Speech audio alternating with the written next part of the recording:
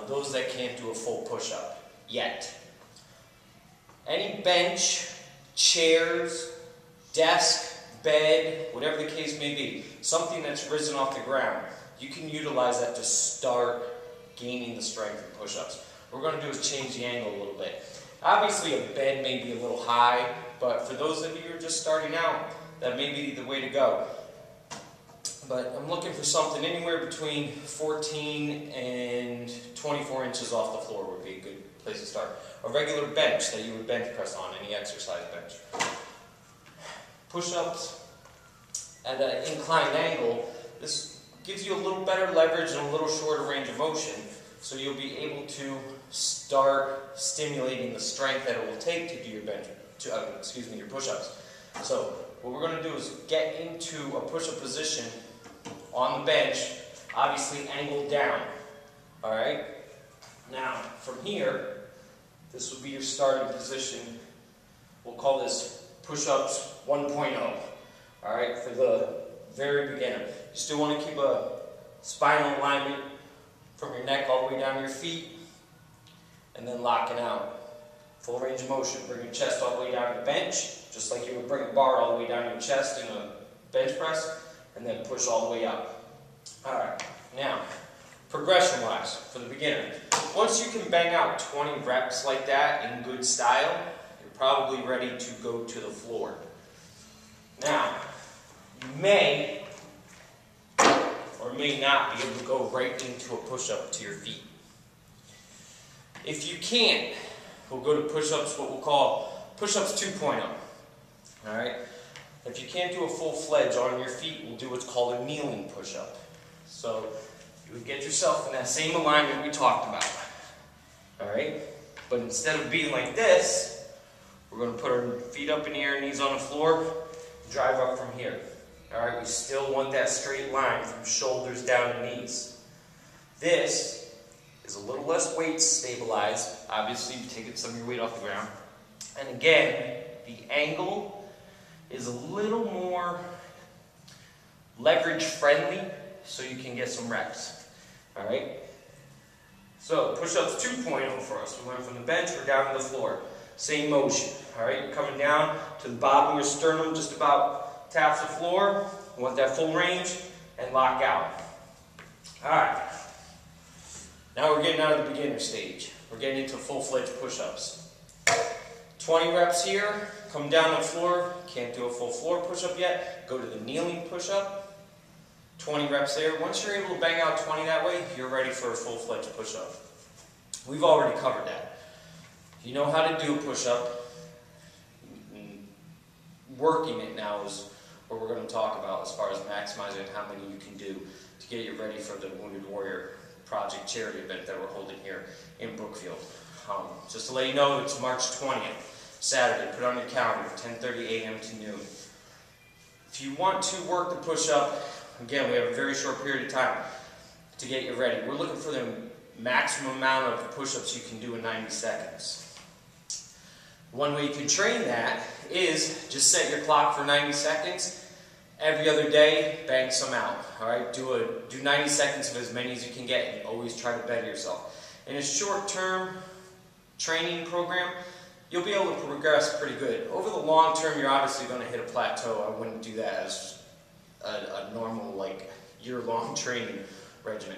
But, you know, we've got, from the time I'm filming this, 4 weeks to get ready for this event. So setting that clock and just maxing out one set will be plenty. And every time you do that 90 seconds worth of push-ups, try to increase the amount of push-ups you can do. Now for you guys that are advanced, and I know a few of you are, what we want to do, we know you can do your push-ups, we can rock them out. Endurance is going to be somewhat of a factor. But the other thing is force production.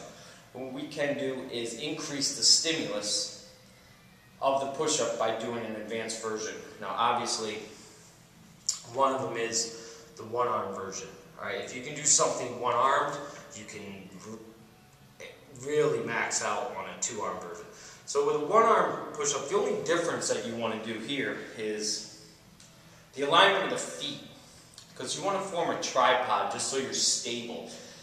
Hard thing with if you have your feet close together, you're going to feel a little bit of a lean towards the side. You're not going to be able to balance. So we're going to open our legs up a little bit.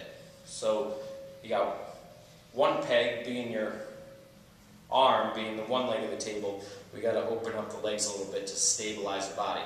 This really brings the core into effect, trying to keep yourself stabilized so you're not rocking one way or the other. Never mind the strength aspect of pushing all that body weight up with one arm. So what you want to do is get yourself in a position. Now your legs are a little wider, really accentuating it here. Your arm's actually going to be in a little bit from normal. What I would do with the other arm is put it behind your back, all right, as you do this. So when you push up, that's out of the way, and you're going to come down and push through, all right? Now you're not going to do a whole lot of those, well maybe you are, depending on your strength level. But the whole thing is stabilizing the body, coming down under control, using the strength of that one side to drive through.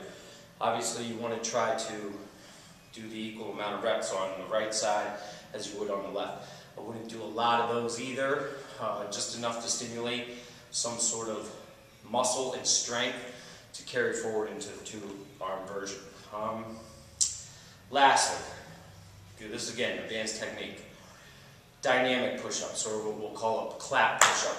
Now, what we did with the one-arm version is we increased the amount of weight per arm. Instead of having your body weight stabilized driving through with two arms, going to one arm, obviously it's the weight that's the increased stimulus there. With the dynamic push-up, it's the force production. What we're going to do is try to blast ourselves off the ground. It's almost like we're jumping with our upper body strength. And we're going to put a clap in there. Most people know the clap push-up. And that will bring a little coordination into play. And what else it does is it makes you get yourself off the ground enough as far as force production, high enough to get that clap in, because you're going to want to obviously have some time before you hit the ground, otherwise you're going to smash your face. The other portion is catching yourself when you come back down. That's more force than just staying stabilized. There's a little impact involved here. If you have bad wrists or bad elbows or shoulders, I wouldn't highly recommend this, but if you're healthy and you want to increase your push-up production, this is a great exercise. You see a lot of military guys do this as well. Hey, we're raising money for the military. You might as well copy what they do, right? So what we're going to do is get in that same push-up position. I'm going to go straight on because the hands are more important for you to see than the actual body here. We've already went through the alignment of the push-up, so you should know that by now. So we're going to get in push-up form, and the idea is we're going to force, catch, down, clap, clap, off the ground, high. That force production is where you get the stimulus. The higher you can launch yourself up, the more force production. More weight's coming down, that impact and controlling the negative, that's going to stimulate the muscle and the strength. All right. So let's go refresher while I catch my breath. It's not easy. 1.0 version for the beginner on the bench. 2.0 for the beginner, kneeling push-ups. After you get 20 reps on this, go to the kneeling, 20 reps on that. You have the strength to do the regular push-up, work that to its maximum. Again, we're trying to get you ready for March 20th. It's 10:30 a.m. You want to come to Pushups for Charity, Brookfield. If you want to go to the website, if you're unfamiliar with it, it's pushupsforcharityct.com.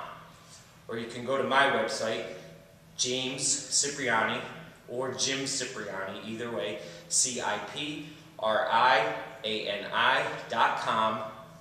I have a little banner on the right hand side, you can click through there. Again, let's go over the dates one more time.